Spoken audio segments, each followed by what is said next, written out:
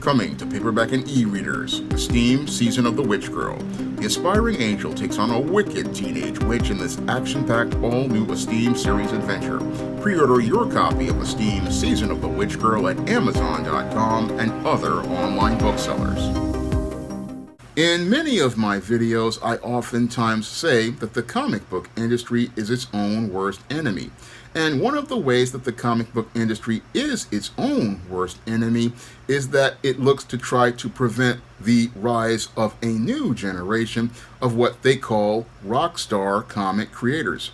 Now, what they call a Rockstar comic creator, I call a best-selling comic creator, because in the trade publishing industry, we have people who we call best-selling authors, and when it comes down to the publishing industry, we don't go out here and look to prevent the creation of best-selling authors, because best-selling authors basically are good for business, because best-selling authors, what they do is best-selling authors go out here and they drive a lot of foot traffic to bookstores, and those best-selling authors, when they're out here driving foot traffic to bookstores, can go out here and sell not only their book, but can go out here and sell other books, because once you've driven foot traffic into the store, you're going to be able to generate more sales. So when it comes down to the publishing industry, this is something we want to encourage, and we want to encourage those people being bestsellers, because best-selling authors are someone who can be not only, again, a guy who can sell lots of, or a girl who can sell lots of books, but they can also draw people to businesses and get them excited to anticipate their work and works of others in the genre.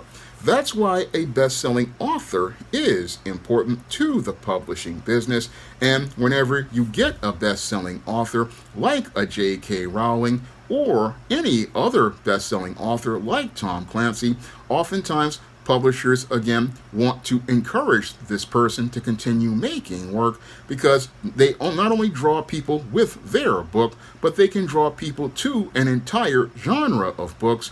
I mean, with J.K. Rowling, she made billions of dollars with Harry Potter, and she also made billions of dollars with people buying other books in the young adult genre of books and the fantasy genre of books. So having a best-selling author in the business is good for business, but you can't explain that to the people in the comic book industry.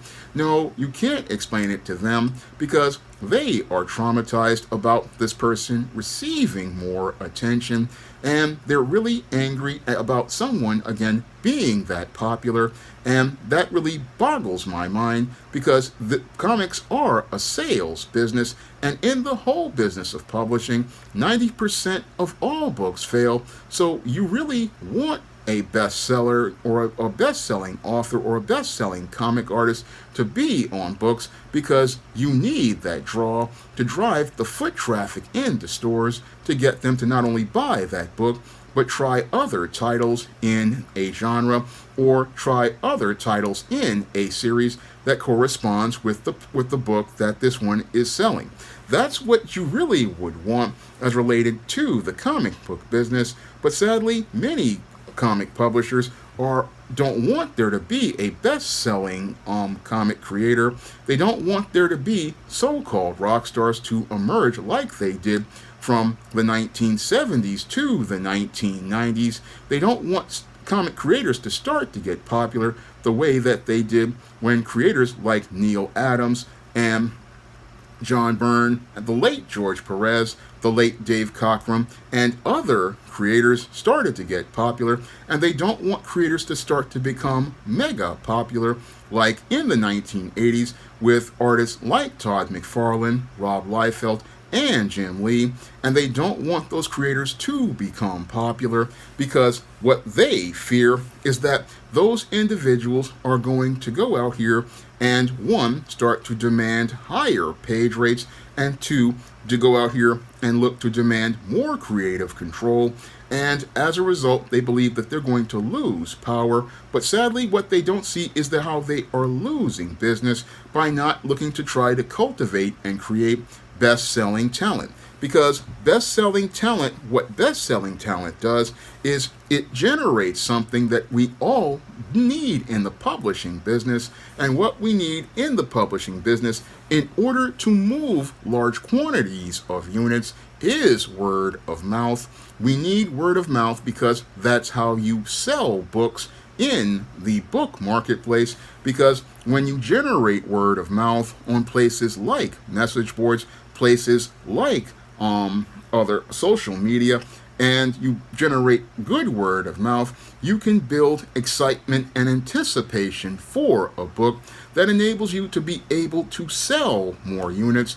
Moreover, when you have a person who is a name, this is something that again generates enough buzz that you can again get people to have foot traffic that go into places like comic book stores and generate buzz that will again get people talking about a book like they do for books like J.K. Rowling's Harry Potter books, or Stephanie Meyer's Twilight books, or any other creator's books. You really, in the publishing business, want to generate that word of mouth, because that word of mouth is essential to your sales. And in this business, it's a sales business. I will keep saying that because I want people to understand when it comes down to publishing, it's a sales business, and you want to generate buzz because this is going to increase your sales as related to these books. And it's also going to generate that foot traffic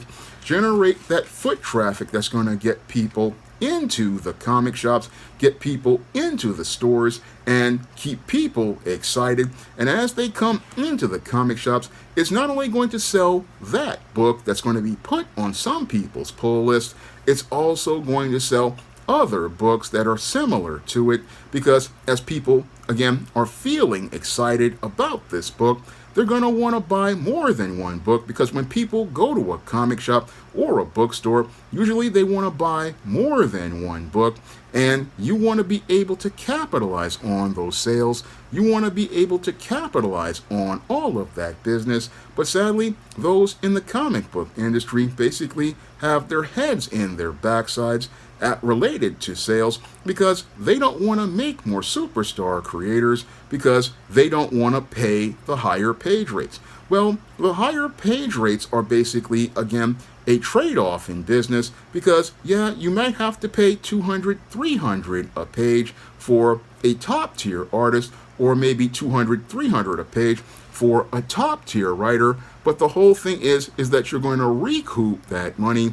You're going to recoup all those costs when you are making more sales per unit.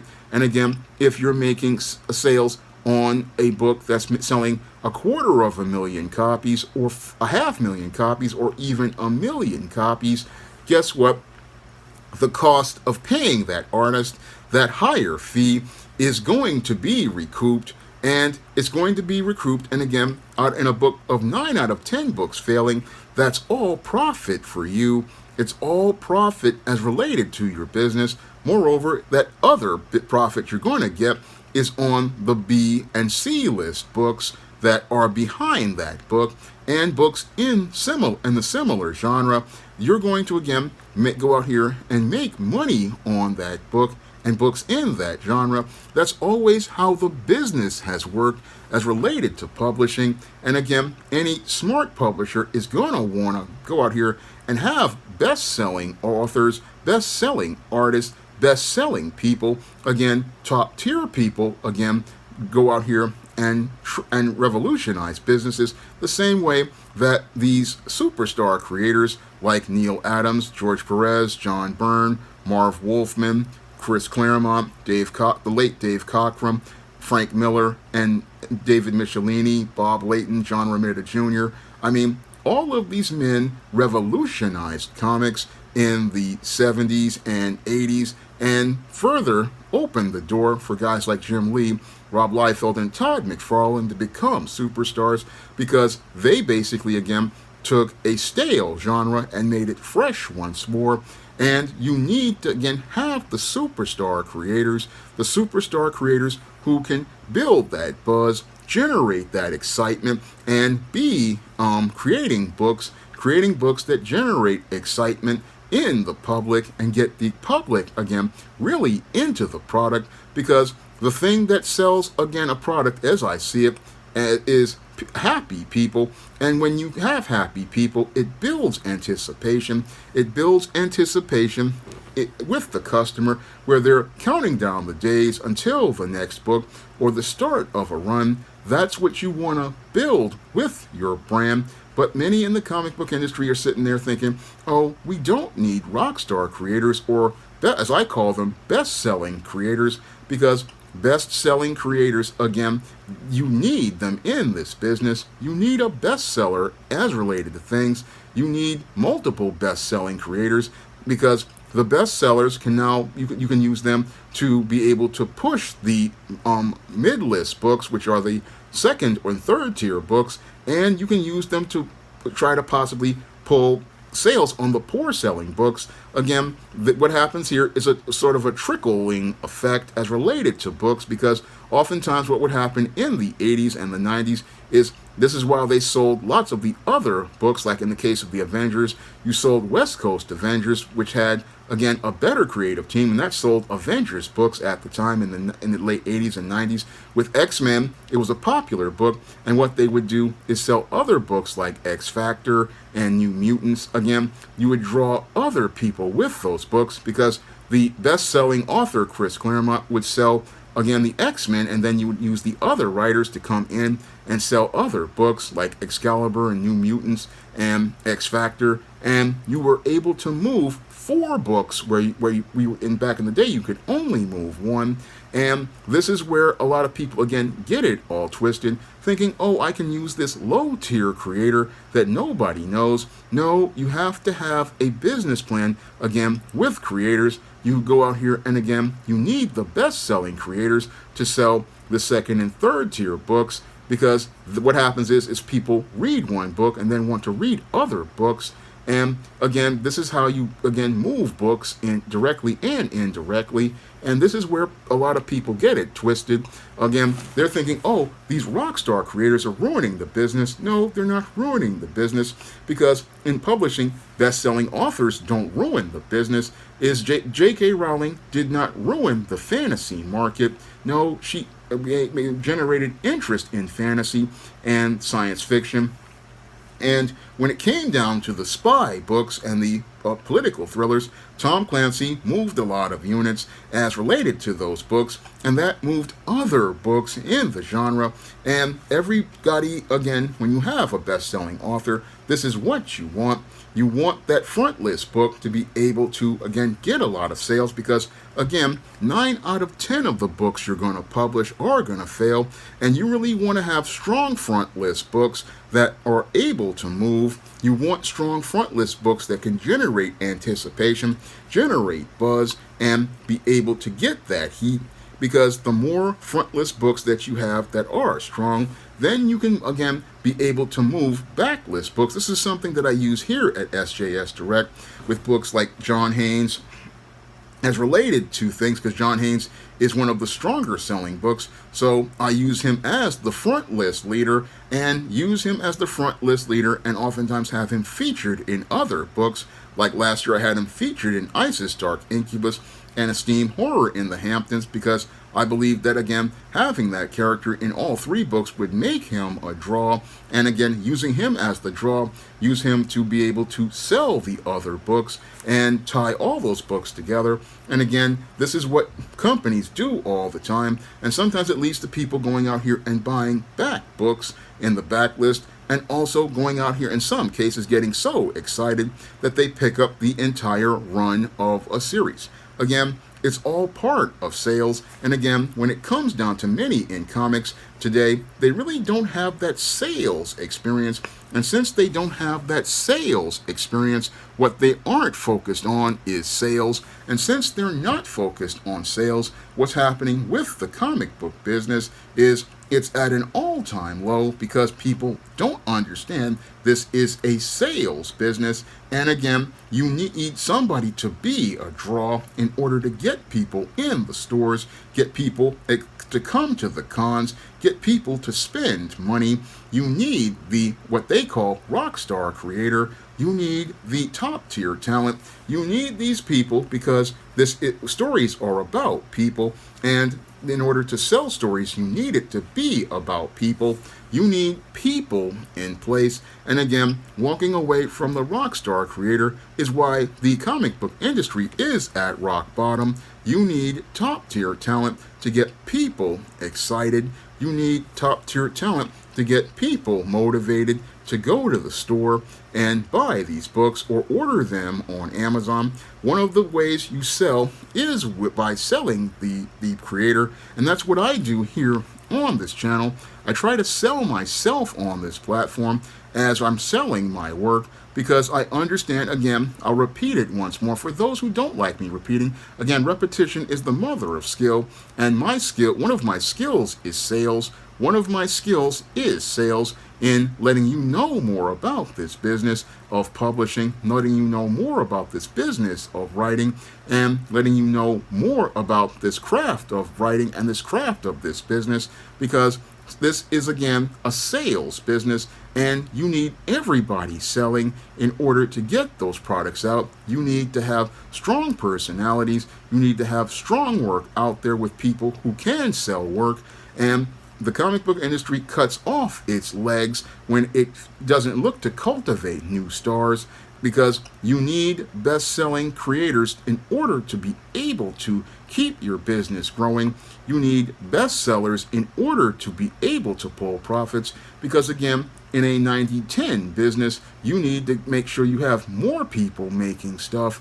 But when it comes down to today's comic publishers, they're looking to rely mostly on the business from movies and television. They're looking to get money from the licensing and merchandising, but you can't really make the money from licensing and merchandising unless you have content created by best-selling talent.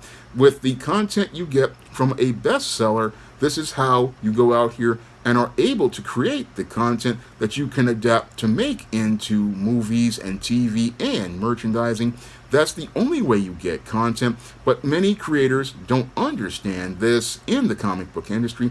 Many editors don't understand this. They don't understand this because a lot of people coming into the comic book business don't have publishing experience, and because they don't have publishing experience, they go out here and spend money on subpar art and subpar creators, not understanding that the interior and the cover are all part of the draw, as related to selling the work, because it's not just about creating work, but creating work that sells and targets audiences. This is something that I understand when I go out here and make different books. I'm trying to sell to different audiences, and again, trying to make myself into a draw that can go out here and build a larger audience, and build that buzz that I hopefully will be able to generate sales of books on the SJS Direct imprint. And I was hoping, again, with this video to teach more of the young comic creators who watch this channel to understand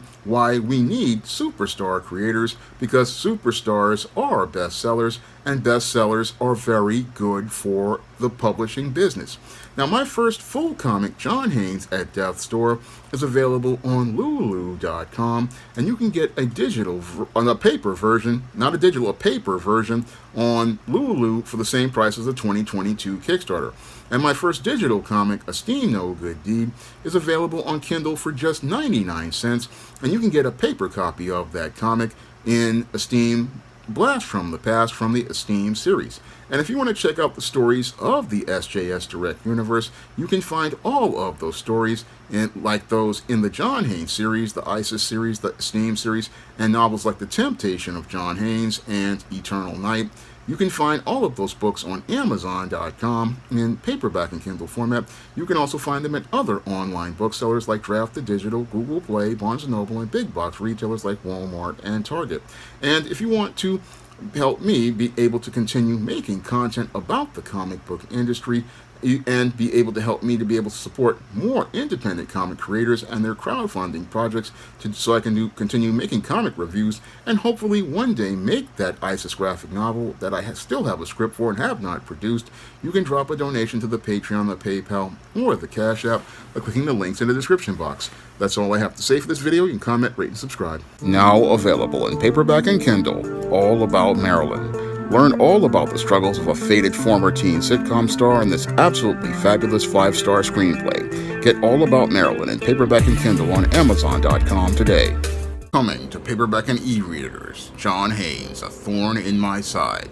The man who rules the world takes on an agent from the CIA from the Black Boule in this action-packed all-new John Haynes series adventure. Pre-order your copy of John Haynes' A Thorn in My Side at Amazon.com and other online booksellers.